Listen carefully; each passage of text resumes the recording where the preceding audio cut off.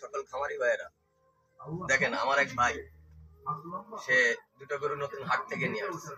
আনার পরে সে কি কি সমস্যায় নতুন গবাদি পশু কেনার পরে, ক্রয় করার পরে কি কি সমস্যা ফেস করে, তার প্রথম একটা ধাপ এটা। ভাই, আপনার গরুতে কি সমস্যা হচ্ছে বলেন? আমার গরুতে খাবার খাচ্ছে না, খাবার দিচ্ছে শুয়ে শুয়ে কোনো মতে কিছু খাচ্ছে না। আচ্ছা, কয়দিন যাবত আপনি এই হাট থেকে কিনে আনছেন গরু? এই যে কোড়িয়াহাট থেকে শুক্রবার গেছে, এসে মঙ্গলবার। আচ্ছা, আপনি কি গরুর জ্বর হয়েছে কিনা অথবা কয় হাট ঘুরছে এই সম্পর্কে আপনি তো কোনো ধারণা আছে, আপনার জানা আছে? না, কোনো কিছু জানা নেই। আচ্ছা, দেখি তাহলে চলেন বন্ধুরা, এবার যাই দেখা যাক আসলে অরিজিনাল গরুতে সমস্যা কোথায় হচ্ছে। এই গরুটা, এই যে গরুটা দেখতেছেন, এই গরুটা সে কিনে আনছে আজকে 3 দিন হলো, 4 দিন চলে। খড়ির হাট থেকে কিনছে গরুটা। তার খাওয়া দাওয়া নাকি খুব কম। মূলত হচ্ছে নতুন গরু হাটের থেকে যখন ক্রয় করা হয়, তারপরে এই গরুগুলো কয়টা হাট ঘোরে ব্যাপারীদের হাতে, সেটা অ্যাকুরেট জানে না খামারিরা। জানে না বিদয় কিছু কনফিউজে ভোগে। যে এই গরুটা দেখা যায় রুমেনে খাবারে হজম শক্তি কমে যায়, কিছুদিন খায় তো খায় না, কখনো পানি ঠিক মতো পরিমাণ মতো পায়, কোনো সময় পায় না। এইসব কারণে এইসব গরুতে এই ধরনের সমস্যা হয়। আবার জার্নির কারণে, ধরেন এক হাট থেকে আর এক হাটে স্থানান্তর করার কারণে সে গরুগুলো গাড়িতে বাতাস লাগে, ঠান্ডা লাগে, নিউমোনিয়া হওয়ার সম্ভাবনা থাকে। এইসব কারণেই গরুতে খায় না মূলত। তা দেখা যাক যে আসলে ঘটনাটা কোথা থেকে হয়েছে।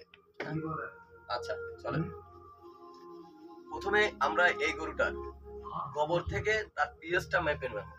এই কারণে মেপে নেব যে ঘটনা হচ্ছে পিএস মাপার যন্ত্র হচ্ছে এইটা।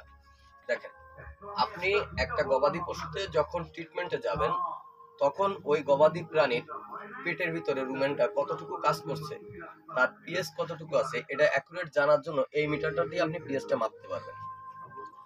যখন এই মিটারটা দিয়ে পিএসটা মেপে নেবেন, তখন আপনি বুঝতে পারবেন তার রুমেনের হজম শক্তি কতটুকু আছে, অথবা কি কারণে তার এই সমস্যাগুলো সে ভুগছে। চলেন দেখি আমরা কিভাবে পিএস মাপতে হয়।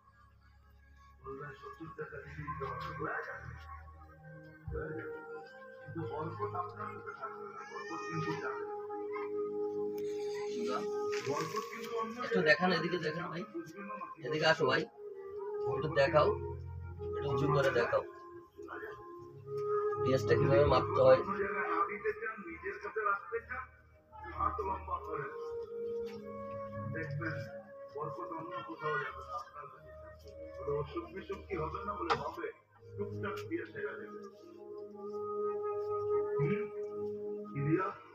প্রথমে এই পিএসটা মাপার জন্য মূলত হচ্ছে এই পেপারটা কাটার পরে পেপারটা গোবরের সাথে একটু মেসিং করতে হবে। মেসিং করলে এই পেপারের যে ধরনের কালার আসবে, এই কালারটা মূলত হচ্ছে আপনার ম্যাচিং করে নিতে হবে যে আসলে রুমেনের পিএসটা কত আছে। অ্যাকুরেট যখন আপনি বুঝতে পারবেন, তখন আপনি ট্রিটমেন্ট করে মজা পাবেন।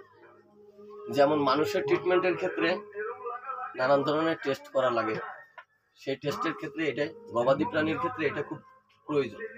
দেখেন ভাই,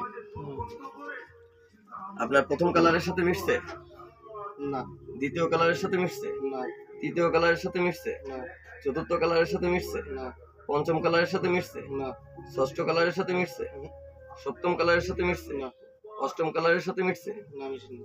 নবম কালারের সাথে মিশছে। হুম। আপনার গবাদি প্রাণীর, আপনার পশুটার ভিতরে রুমেনের পিএস আছে 9। স্বাভাবিকতভাবে রুমেনের পিএস থাকার কথা 5.5 থেকে 6.5। সেইখানে এই প্রাণীটার রুমেনের পিএস আছে 9। এখন এই রুমেনের পিএস স্বাভাবিক করতে গেলে সেই ক্ষেত্রে কি কি ধরনের ওষুধ অথবা মেডিসিন ব্যবহার করতে হয়, সেটা মূলত হচ্ছে মেন কথা। আপনি এখানে ধরেন বাথরুমের পরিস্থিতি অথবা পায়খানার পরিস্থিতি খুব মোটামুটি যেটা আছে, বোঝা যাচ্ছে এখনো শক্ত আছে। এই ক্ষেত্রে রুমেনের পিএস নামানোর জন্য প্রিবায়োটিক প্রোবায়োটিক যেমন ওষুধ সাল্টোস প্লাস, বায়োলাক ট্যাবলেট, রুমিসেল, পল বুস্ট, এই জাতীয় ওষুধগুলো আপনি ব্যবহার করে এই রুমেনের পিএসটা স্বাভাবিক করতে পারবেন। এটা নিয়ে আপনার হতাশার কিছু নেই। হাট থেকে গরু আসছে, এই হাট থেকে নতুন গরু আনলে মূলত এই সমস্যাগুলো হয়। যখন আপনি এই ওষুধগুলো পর পর 3 দিন সকাল বিকাল সকাল বিকাল সকাল বিকাল করে দিবেন, স্বাভাবিকতভাবে এই গরুটা ঠিক পর্যায়ক্রমে আস্তে আস্তে করে সুস্থ হয়ে যাবে। এটা নিয়ে আপনার হতাশারও কিছু নাই, চিন্তারও কিছু নেই। আজ এই পর্যন্ত। আগামী ভিডিওতে ইনশাল্লাহ নতুন কোনো ভিডিওতে দেখা হবে এবং আপনাদের নতুন কিছু ধারণা দেওয়ার জন্য চেষ্টা করবো। আসসালামু আলাইকুম ওয়া রাহমাতুল্লাহি ওয়া বারাকাতুহু।